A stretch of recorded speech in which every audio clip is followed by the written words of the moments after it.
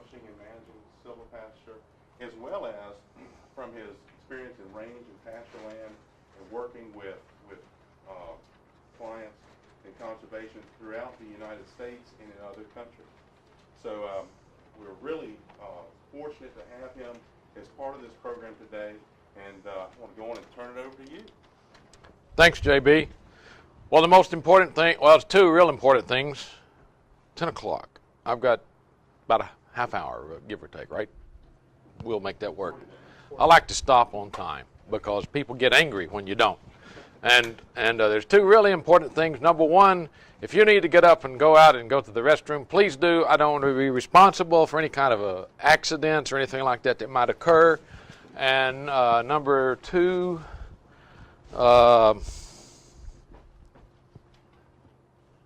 just talk when you need to. When you got something you want to say, please say it, like I'm fixing to do right now. Don't worry about sticking your foot in your mouth, because that's probably going to happen a lot this morning and this afternoon. And I would like to mention, just kind of talking about a couple of things that John cleared up a few thoughts that I'd had here. Actually, I wasn't listening close enough yesterday, John, and I picked up on some cool stuff today. And as far as shade under trees, how many of y'all, did y'all do this already? How many of you are how many of you are foresters? Show of forestry hands. Stick up a limb. Okay, stick up a seed head if you're a NRCS type person. Oh my gosh, there's a lot of y'all. A lot of us, I guess I should say. Everybody else. Okay, wildlife biologists. Attorneys. Good, I think we're good to go here. But as far as the shade issue and trees, have you ever noticed that under trees you don't get as much consumption of warm season grasses? And I guess we're kind of down where there are a few warm season grasses. And John mentioned that, and I thought, boy, that clicked with me, because I've got a history of some southern type work and all, and in where there's oak trees and dense shade, and you get a lot of growth because of the mediation of the heat on the soil surface, and you get a lot more grass growth. It's not grazed as readily as that's out in the open. And that's not a negative thing. If you have a field and you've got a part of it is in alfalfa, part of it's in perennial ryegrass, and part of it's in crabgrass and that sort of thing, and you turn the cows in there, what will they go to first? Ooh. What's the best forage out there for beef cattle? The alfalfa is the best thing that they can be grazing, but they won't touch it until they've gone over and eaten on the perennial ryegrass and also the crabgrass, and then they'll start eating on the alfalfa after they've gotten that taken down some. So what that kind of, my thoughts on that is, well, that doesn't mean alfalfa is a poor forage. It's the best thing we've got. Just because it's not the most preferred by beef cattle, that doesn't mean it's not any good. And so the same thing with shade species, but it does speak a lot to silvopasture. If you have single trees in pastures and you have excess growth, well, you're not getting as much consumption. Or if you've got a woodline type shade, in Kentucky, heat is a big issue. There's heat mitigation type documents out there, and you've got some in your books and all. For cattle, heat's a big thing. I mean, livestock are not really, I mean, they're designed to be in a cold climate. You know, that's their whole system, is the rumen and generating heat and everything, and fermentation. So they really like cold a whole lot better than heat. But when you've got shade pretty much uniformly distributed across a pasture, then you have a situation where the fact that this grass is more growthy and it's being shaded is not a bad thing, because the whole field has that same issue. And when you have the same issue, then everything's the same. If you go to a buffet somewhere and the food's not any good, let's say that's down the road here a ways, and the food's not any good, if none of it's any good, it's not a problem, because you're going to eat anyway, right? You come here, it's all good, and then it's the same sort of a thing. You're still going to eat the same amount either way for the most part. Okay, well, with those things said, I'm sorry I jumped in there, John, but I just couldn't help but the fact that he had explained some of that from a science standpoint really helped me out a little bit.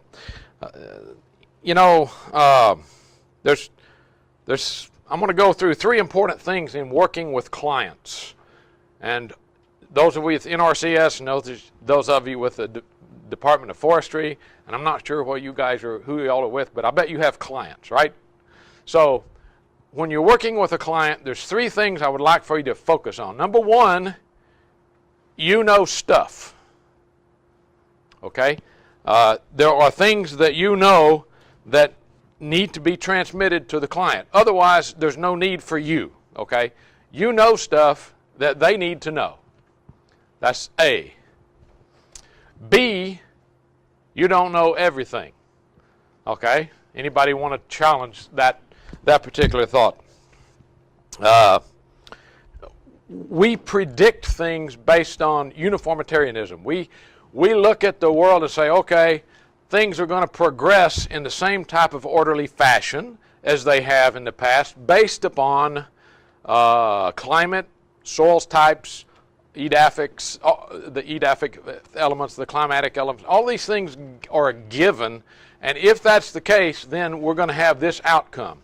Without that type of a processing, then we don't have anything, we don't have anywhere to go. We don't have any way to work. So it's critical that we base things upon that.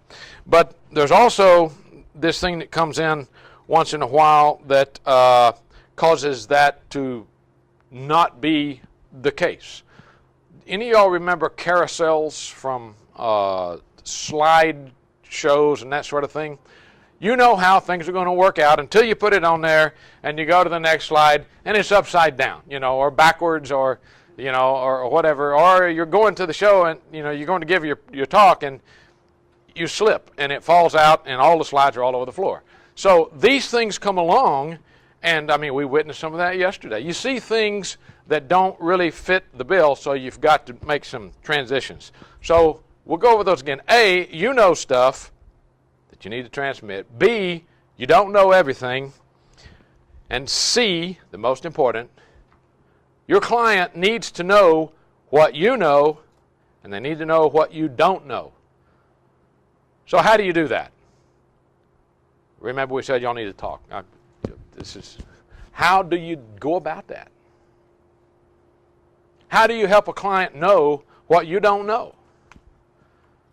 You guys got to get this right. Dialogue, okay.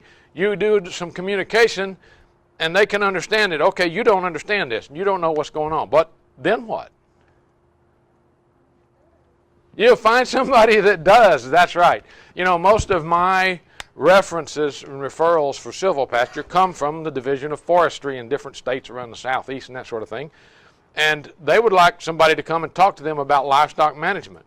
And so when we meet with the Division of Forestry or a consulting forester and an NRCS or an extension agent that knows forages, and maybe we have an animal scientist there that knows livestock management, and we get together with the producer, we're able to help them. This is a photo from a fellow I worked with on the island of Rota. And it took really all of us to kind of get along and understand how to deal with the chromalina and the different factors. He was producing coconuts, thank you, coconuts and beef. That was his products. Okay, he was harvesting sunlight, but those were his products, and those are the things we need to keep in mind. Silvopasture, we know, is not for everywhere, right, or for everyone. Well, that was an example in a hot climate. This is forest grazing in Sitkinak Island, Alaska, and this is one of my buddies over here, Mr. Nathan Mudd. And Nathan and his family produce beef in an environment, in a forested environment. There's some of his native cattle to the region. So we know that forest grazing does have some applicability, maybe in areas that we weren't counting on. There are some areas that doesn't have applicability. We're aware of that also, aren't we? We've all seen that. We can see the sensitive sites. This is an example. This example diagram talks about the inputs and the benefits. You have this in your folder, so you can go home and get the magnifying glass out of your field kit and you can look down and maybe you can read some of these. But the inputs into forest grazing are really ecological inputs. We're talking about things like grazing ecology based on the preferences of the plants. These are almost always very extensively managed systems, because if you're going to get the natural regeneration in Virginia on 100 acres of landscape and forest, if you're going to get natural regeneration that's pleasing to you, how many head of cattle are you going to want out there? How many of you say 0? Raise your hand. You know, the rest of you are not being honest, are you? Okay, so we know it's going to have to be low. We know that the indices of livestock to the acreage is going to have to be low in a forest grazing type system. But it does give cooler environment for livestock. It gives wind and weather protection for the livestock, more diverse understory that provides forage for the livestock. We have a reduction in property taxes, maybe in some greenbelt areas, reduced probability of catastrophic wildfires, probably not as big a deal here as it is in California and Utah, and then the open stand of timber in grazed forest settings can be more scenic than closed canopies. You know, that's we're going to talk about the human factor later, but that's the most pleasing landscape to mankind, is one that has both the grazing component and the timber component both. A savanna type system is the most pleasing. If that was forest grazing, silvopasture, on the other hand, is a much more intensive type management where we are dealing with agronomic practices like soil amendments, rotational grazing, weed control, pasture renovation, hay harvest, tree pruning, canopy management, tree protection, and grazing management based on total forage production. You know, that mention of canopy management, foresters manage the canopy, don't you? I mean, you're managing the canopy for occupancy of the site. You want to make sure you're getting the most out of that site you can get. In a silvopasture context, you manage the canopy for both the timber and the forage resources in a long-term sustainable way. So that's kind of the benefits that we have, of course, are greater because the inputs are greater. And we have a cooler environment in summer for livestock, same as the forest grazing. Shorter timber rotations due to forage fertilization, competition control. We have higher value timber products resulting from active limb management, and there are numerous outlets for clear wood. You have to, hopefully you know what those are going to be if you're in a short rotation. If you're in a long rotation, it's kind of a crapshoot anyway, right? You don't really know what's going to be going on 30 years from now as well as you do in a shorter rotation with, say, conifers. Shaded cool season forage plants can be more nutritious for livestock. Diversified income streams spread out the market risk and increase income opportunities. This is one we might not have hit upon hard enough yesterday, and I apologize for not having a lot of numbers for you today, but I can tell you in Virginia, your livestock market is not a straight line. It goes up, it goes down. If you're in a cow-calf business, you're kind of at the mercy of that, because you're going to see times when, hey, you know, when calves reach, you know, 560 pounds and your forage is down to here, you're going to sell those calves then. And if the market's in the gutter, that's what you've got. But if you'll look at a graph of timber resources, like what the board feet value is on oak or your values on pine, whether, I don't know if you have pulpwood market. Do you have pulpwood market here? You do? Okay. Such as it is, it goes up, it goes down, doesn't it? It's been down, you know. But I remember the good old days when it was way up, you know, and we had some pretty good markets for pulpwood. We have pretty good markets for saw timber in pine. So even within the different enterprises, you have fluctuations. So when you have more than one enterprise, then you really spread out the risk of having a catastrophic economic loss, one way or the other. And that is something that means a great deal to someone who is either A, operating on a shoestring, or B, it's a large company that can capitalize on different approaches. And then the last thing mentioned is you have greater plant uptake of nutrients. John showed us a slide demonstrating that. You know, a lot of nitrogen gets down below the root zone of the plants. We'll see some of that in a little bit, and the trees can pick up some of that. The last thing I want to mention requires a fence. And that is what I coined this term myself. I like to call this practice turning cattle in the woods. Okay? Now, the reason I mention it, it's not a bona fide practice, I guess, but the reason I mention it is because it is the most commonly practiced type of utilization of forest for grazing animals and browsing animals. Basically, it doesn't require a whole lot of input as related to forest grazing, or particularly as related to silvopasture, which has tremendous inputs. But you do have some values that can, in a brief temporal type situation, when the ground is either frozen or dry, and you turn in livestock for only a short term, could be a matter of days. It requires a fence. It requires monitoring the ground cover and your soil moisture to make sure you're not damaging the resources you have there. It requires deferring the site when it's wet and protecting sensitive, valuable trees specifically. Has anybody seen this? Show of hands.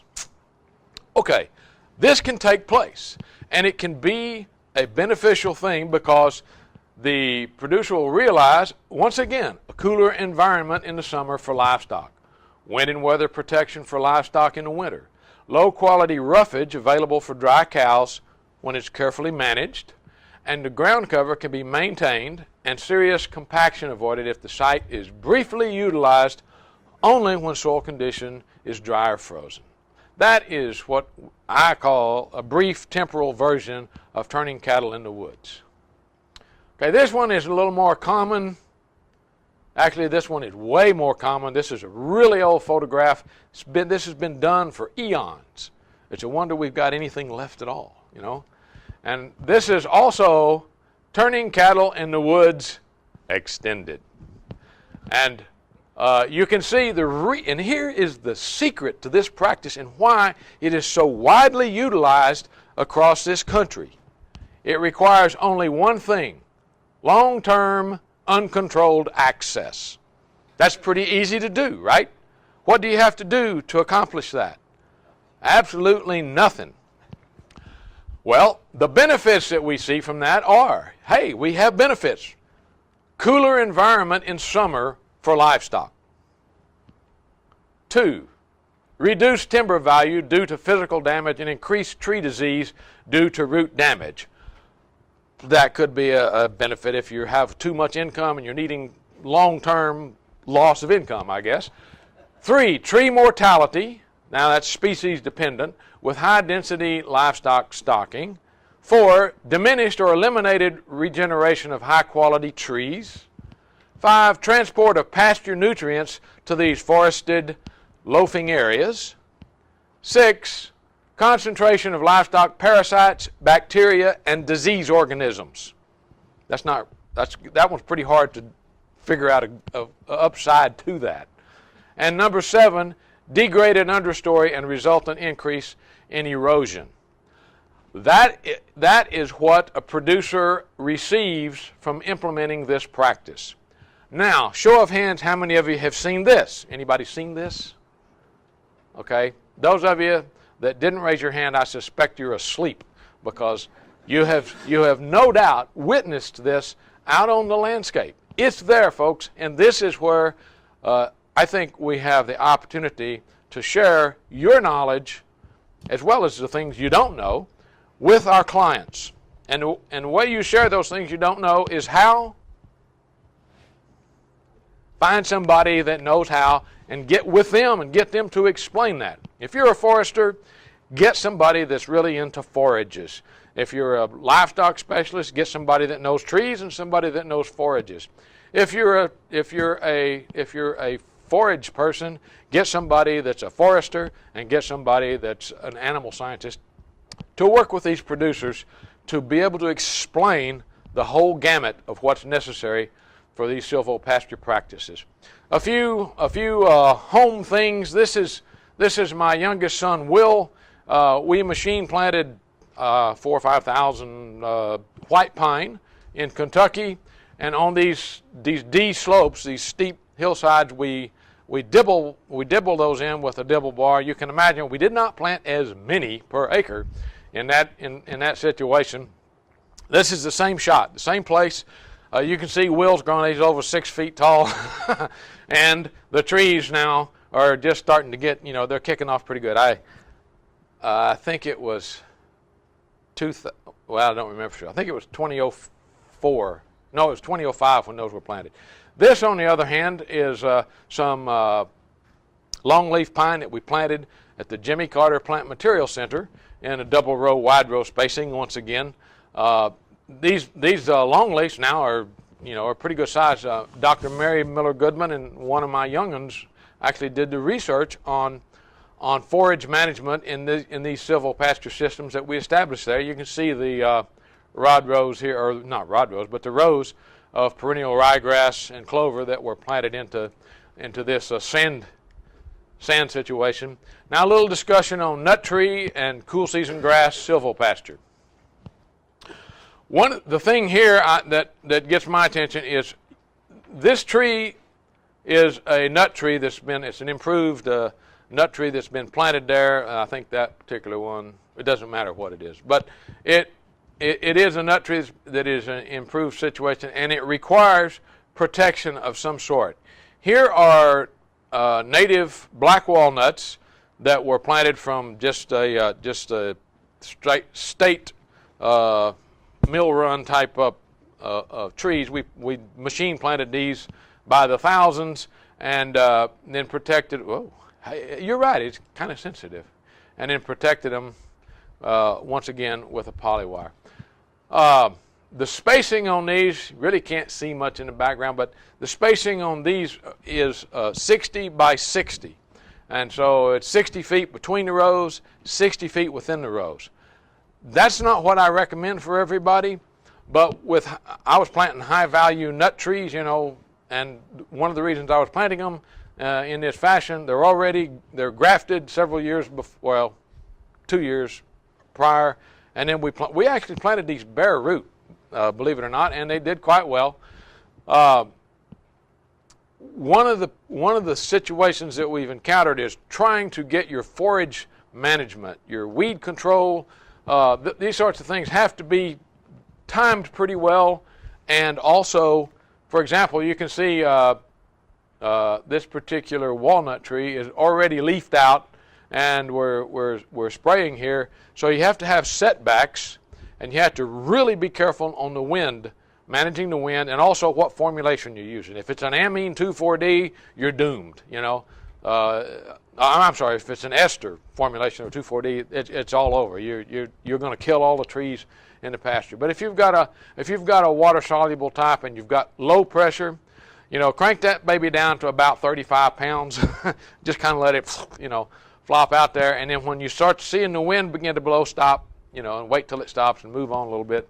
So it's a little tricky, but it can be done with somebody who knows and cares. Don't put Junior in the tractor and say, go spray, or there will be a little bit of a problem. Once again, this particular field is a 60 by 100 planting with a polywire down the middle. This field has there we go, Persian walnut trees, and they're, yikes, okay, and they're on a 100 by 60 planting. There's a row here, and then 100 feet over there, so there's a row, and another 100 feet, there's another row over there. And you can see there's my corral and barn area and everything. We have to have a good wide area to get equipment through, to do everything we need to do, to be able to get cattle to and fro to working facilities. This another field. One thing about planting is, and if you've got people interested in nut trees and nut crops, number one, try to get a horticulturist involved that can work with you, that knows these things. Any horticulturists here that specialize kind of in nut trees and fruit trees? Okay, they're usually 85 years old and up, but I don't know why, and they know everything. They know everything about it, and it's kind of a fascinating type of a situation. Drought, and there's that same corral you can see. Drought can be a real problem. Here is a solution that we offer often to producers as far as managing those trees during those early seasonal years. As far as tree protection, the most obvious way to protect trees is simply to not have livestock in with them at the time. So we promote, hay production during those early years until the terminal bud on your conifer trees get above what the livestock can reach. And also with the hardwoods, it's going to take longer. You've got to protect the trees longer because the cows will rub against them and that sort of thing. But Sid, how long, like when you talk about a conifer, how many years do you have to protect that? Well, that depends on how fast the tree grows and what size it is when you plant it. But assuming you're planting bare root seedlings and it's on a typical site, if it's a loblolly pine down in some of these better, deeper soils, you're probably only looking at 3 or 4 years tops before they're going to be well beyond what the cow can reach. Now, and I'll show you some in a little bit here where we don't protect them at all in the case of undesirable conifers. Undesirable meaning as feed for a cow, all right? And we don't desire the cows to eat any of them, but the cows do desire to eat a lot of them. All right, but what I wanted to say here basically was, when we recommend this, realize that even with small equipment like I've got here, this old Ford baler and a 70 horsepower tractor and that sort of thing, even with this kind of equipment, there's a lot of turning. You'd be surprised how hard it is to back a baler, if you've never done it. It becomes an issue, particularly in smaller fields. If it's a 400-acre pasture, great. Figure for long strips of hay.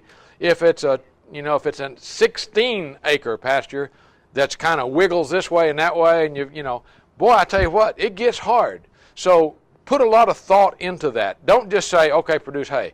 Give a lot of thought to the equipment they're going to use and how often they're going to bale it and those kinds of things. Winter protection for your trees. We talked about when the soils are frozen or when it's dry out there. If the soil is wet and cattle, or even if they can step right beside a tree, they will. I don't know why. But they'll typically do that. They won't normally step on a tree, even a small pine tree. Cattle don't normally step on them, but they'll step right beside them, and you know what? They sink. There's a lot of weight on a small area of hoof, and you're going to suffer a lot of damage. Same thing with your grass as far as that goes. And so this is, I don't mean this specifically, but having the cattle out of that silvopastoral area in the wet winter where they're being fed is really paramount to getting your forages going. Might also mention back on the tree consumption. Cattle do eat trees, as you all know, and they really love hardwood trees. They love oaks. They don't just arbitrarily consume a lot of leaves, but when you have a planting, how many do you have available? Not very many. And plus they're usually only this high, so cattle are going to eat them if they can get to them, because they like the roughage, they like all the different factors, but some they like more than others. And based on, like we talked yesterday, white pine, for example. Did you ever chew on a needle of white pine? I don't know, how many needle chewers have we got? Any? No, okay. Well, I don't chew tobacco that much, but I don't really chew tobacco. But I do chew on pine needles. It's kind of the same sort of a thing. It wakes you up and that sort of thing. A loblolly or a shortleaf pine, boy, they're pungent. I mean, you know, you don't do a lot of chewing on those. But a white pine is pretty sweet. I mean, you can chew on those things all day long, right? Well, the cows love them, and they'll eat them for feed.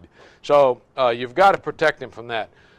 But with these hardwood trees, they will rub against them, and it doesn't take very much rubbing on a hardwood tree, and it gives up the ghost and says, "I've had enough of this," because it wallows out where, you know, where the roots are, and the crown of the plant's got an opening and disease, and that's just a bad scene altogether. Parasite control will make a huge difference, and in management of the livestock for which class. You put steers in a planting of trees this much, they'll pull every one of them out of the ground they can get to, because it's fun. You know, it's like a game to them. They go around and they grab them and they see who can rip out the most, you know, the most trees out of the ground. Cows, on the other hand, could care less. They ignore them totally, you know. And so, herd of cows, no problem. Stockers, watch out with young trees. Bulls, what do? What do they do to a sapling that's this tall? They walk right over that thing, you know. And they just love to, you know, I think it's the sap and everything, you know, getting on their brisket and all. I mean, they just love to walk them down. And you know, who wants a bunch of trees that are, you know, broken down like that? So be careful what trees you use. Control the parasites. They're great for scratching lice. You know, if you've got lice, you can back up to a tree and rub on it and kill the tree, but it helps. It feels good. So control parasites, external parasites, is very important. Now, as far as establishment goes, how many of y'all have ever been involved with or even seen alley cropping? 1, 2, 3, 4, not very many. Okay, alley cropping, and John mentioned it as one of the agroforestry practices, and it's got a lot of virtue. It's a good thing to consider if you're wanting to move into either long-term, you know, tree production or something like that. It's great for nut trees, hardwoods with open canopies. It's in my case, it's great for getting silvopasture established. You can see we basically, even on these slopes, we went ahead and did a smother spray with corn. We had I think 147 bushel yield on this field because it had been in grass for 8 or 9 years before we actually put it into corn. So we got a great yield off of this, and the trees then we planted. You know, you'll see there's a lane wide enough for us to get equipment through and bush hog and do it. And in our case, we have to occasionally do a little bit of watering just to make sure we don't lose these things. Drought's a big problem in our part of the world. I'm sure you guys get rainfall without any problem, but we don't. I don't know what. I don't know what the Greg. Maybe you can shed some light one of these days and do a study. Where's Greg Fry? There he is. Okay, I'm sure you can do a study on this someday to see just how cost-effective it is to water trees. You know, for future production. In my case, it was pretty reasonable because the kids all did it for free. Okay, we have to deal with depredation by deer. And so we use a lot of these things on our highest value trees. They will rake them until they can girdle them. All it takes really. All you have to have, if you have good straight rows in the field and you have trees fairly close together, a polywire or even a wire is a whole lot cheaper than this sort of thing. It's amazing when you do the computations what these things actually cost. Tree tubes for deer probably helps quite a bit. I've also heard of people just putting a piece of rebar, driving it about that high, and the first time a deer starts going around the tree, raking his head on it, and he hits that thing, you know, bong, and he's done for a while. Japanese beetles, that's also an onerous problem that we have in Kentucky. Y'all don't have Japanese beetles here, do you? Okay, they're darn. I was hoping to find somewhere I could move to where there were no Japanese beetles. Tagging and tagging and keeping control of your we have pecans also. We have, and some are gosh, I can't even remember the terms, but some the staminate part of the flower comes on first, and then some the pistillate part does, and whatever those terms are. All you guys that have studied the birds and the bees and everything, y'all know that stuff pretty well.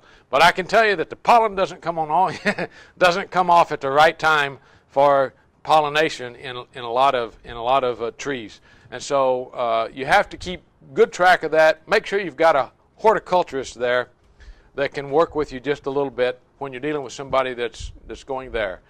Here, actually, we're taking a. This is the old original tree. This is where a coin purse graft went in, and so we've got to, now, and you leave that part on there so you can tie the tree to it so it doesn't blow out.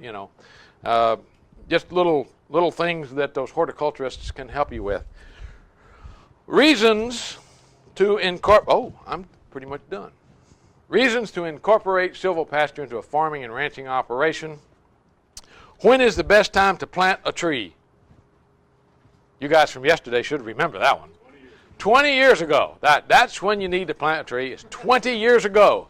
And so the reasons to incorporate silvopasture into a farming or ranching operation, basically that's a big one. If you want to have a tree harvest, you're going to have to plant them. Okay? And so sometime in the past, here's another reason. Take a quick look at this. What comes to mind when you see this picture? Habitat. Okay, think about the habitat for this young lady right here, this registered Beefmaster cow. What's her habitat like there? Folks, it's hot. Thank you. Good observation. It's hot there. And we planted Loblolly Pine, and that's longleaf in the background, on this farm in Alachua County, Florida. And here is here's when the saplings were, gosh, they were only, I think, 5 years old here. But take a look at this habitat for these cows, these Beefmaster cows, and then go back to this one and think about the difference. Who do you want to be? Do you want to be here, or do you want to be back over in that other habitat? That's the same location, just a few years later with a silvopasture planting. That's why I engage silvopasture. And that's why I think your clients would want to, if they gave it some serious thought and could see what's coming on. This is the same site. That's my oldest son doing the pruning. Once again, the labor is free. All it cost me was, in his case, a college education and aviation management and so forth and so on. I figure, based on, I have 6 kids. They all did this work for me for free, and they all got a college education. So I figure each one of these limbs was somewhere in around $275 every time he would snap that. That's about what it costs with free labor. But truthfully, the pruning costs at this time across the board was 70 cents per lift, or per tree. When you take off this whirl of limbs, it costs 70 cents. Back in, this was 1994, I think, about that time. It's more now, but you'd be surprised. And if you're only pruning, and of course you're only going to want to prune your potential crop trees for the future. This is the same site. A few years later, you can see the shade benefits we acquired there. And not only did we have shade benefits, but we're starting to produce some timber. Now, we had a pre-commercial thinning to get to this part. This is all the same field, starting with the one where you said it's hot. Okay, that was just it was a pepper field when we bought it. Okay, and starting from there to here, and then we did a 12 years later, we actually sold chip and saw off of this site, paid the back taxes for several years. That's a short rotation. That's a super short rotation, even in Alachua County, Florida. And then we sold the property for a 340% increase in the value of the landscape. And I attribute a lot of that to the fact it no longer is a bare, hot, rough piece of ground. Now it looks like this. And I think people like that better, and I think they'll pay for that. But even in that part of the world, that's a short rotation. How would you attribute, what would you attribute this short rotation in a silvopastoral context? as opposed, the typical pine rotation down there is going to be 20 to 24 years for even to get to chipping saw is about 20 years, and this one was 12.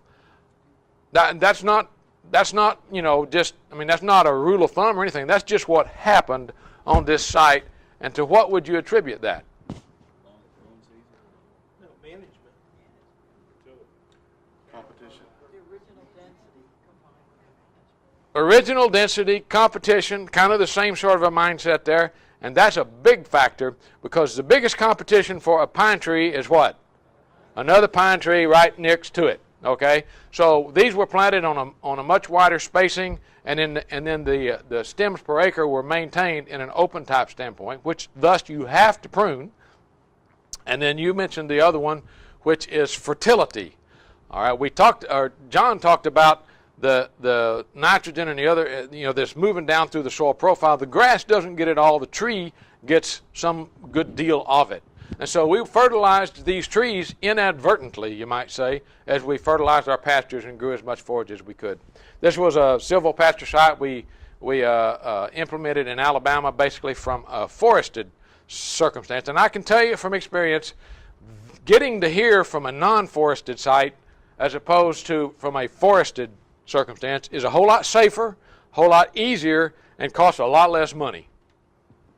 You wouldn't think so. It would seem like it would be the other way around, but it's not. There's a tremendous amount of labor invested in taking this 100 acres from a forested site to a silvopastor site in Alabama.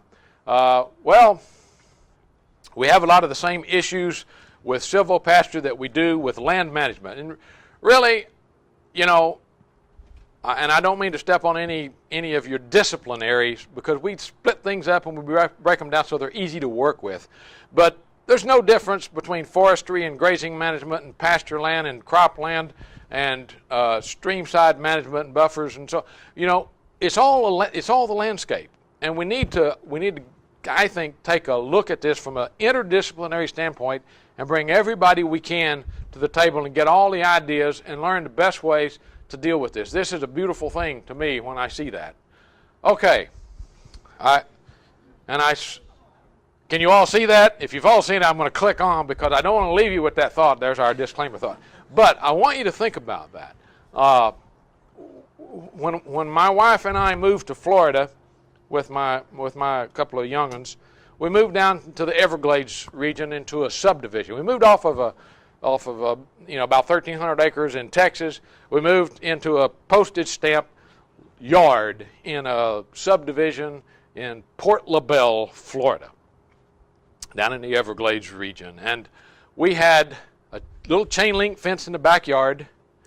It took us 2 days to get there. We moved from the wide open space to this.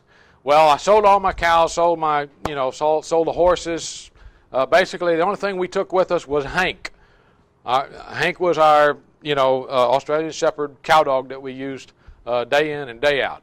Well, Hank now has left the ranching environment and moved to a little, like a quarter of an acre yard with a chain link fence.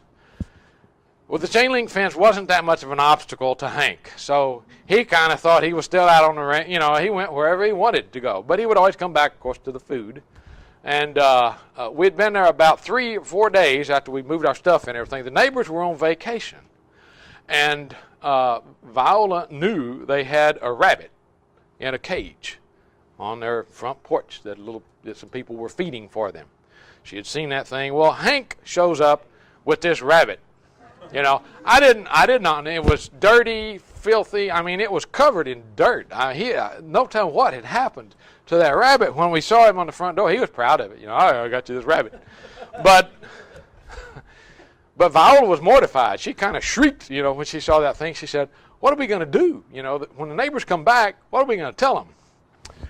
So, well, let's see. Take it to the bathtub, wash it off real good, get the blow dryer out, fluff it up. It looked pretty darn good when we got finished fluffing that thing up. You put it back in the cage, close the cage door, and it's sitting there and looks great. Well, the neighbors came back that afternoon, came home, and, when they came in and we were at home, had a little barbecue there, and we heard the commotion, uh-oh, hey, the neighbors are back, and there's They're wailing and screaming and hollering, and thought, boy, they're really carrying on about this rabbit.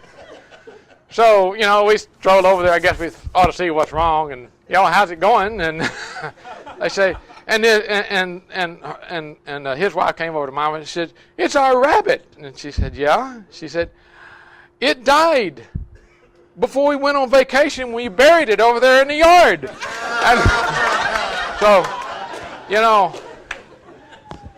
we talked about things going on as they always have, and we look at a site, we figure we know what's going to happen, but the reality is you can't know for certain, and make sure your client understands when he's looking 20, 25 years down the road to market this timber, make sure he understands, you could end up with a rabbit back in the cage. So I want to leave you with that quick thought. I'm sorry.